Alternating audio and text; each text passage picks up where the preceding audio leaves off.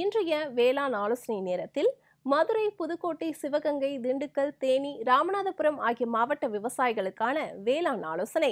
மக்காச்சோள பயிரில் கதிர் துளைப்பான் தாக்குதல் பரவலாக தென்படுகின்றது.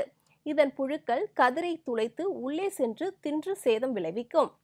புழுவின் சேத கழிவுகள் தாக்கப்பட்ட பகுதியில் காணப்படும். விளக்கு பொறி அமைத்து அந்து பூச்சிகளை கவர்ந்து அழிக்கலாம்.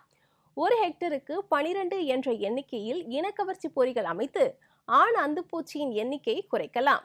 மேலும் 10 லிட்டர் தண்ணீருக்கு 50 மில்லி புங்கம் எண்ணெய், 50 மில்லி இலுப்பை எண்ணெய், 50 மில்லி வேப்ப எண்ணெயுடன் 10 மில்லி ஒட்டும் பசை சேர்த்து நன்கு கலந்து 12 நாட்கள் இடைவெளியில் 2 முறை தெளிக்கவும். கால்நடை வளர்ப்பில் விவசாயிகள் தங்களது மாடுகளுக்கு பசுந்தீவனம் மற்றும் வைக்கோலை காலையில் பாதி அளவும் மாலையில் பாதி அளவும் பால் கறந்த பின்பு அளிக்க வேண்டும். தீவனங்களையும் தீவன அளவையும் திடீரென்று மாற்றுதல் கூடாது.